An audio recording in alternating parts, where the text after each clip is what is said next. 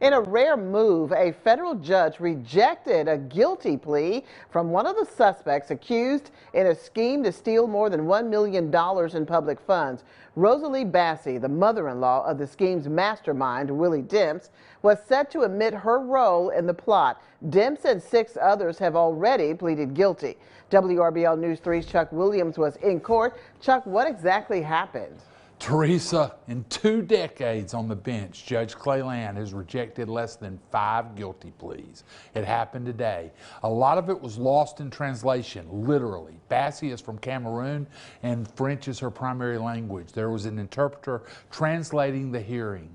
Multiple times during that hearing, Bassey told the court that she was guilty, but each time she was asked to admit to the elements of the crime, that she knowingly cashed a check or checks given to her by Willie Demps drawn on the clerk's account. She would not or could not do it. At one point, Bassey told the court, "I understand the accusation, but I was used by someone else." That someone was Willie Demps, who worked in the Superior Court clerk's office for nearly 3 decades.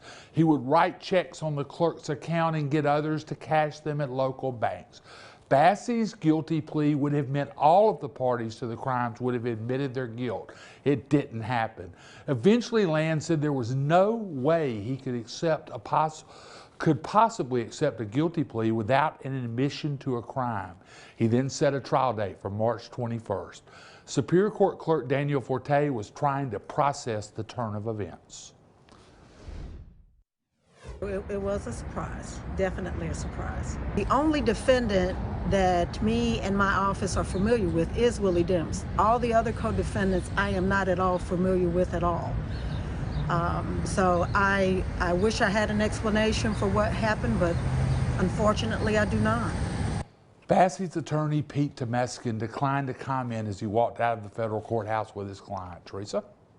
All right, thank you, Chuck. Demps, Curtis Porch, Doreen Porch, Terry McBride, LaMarcus Palmer, George Cook, and Samuel Cole have admitted their roles in the conspiracy. They all face sentencing in early June.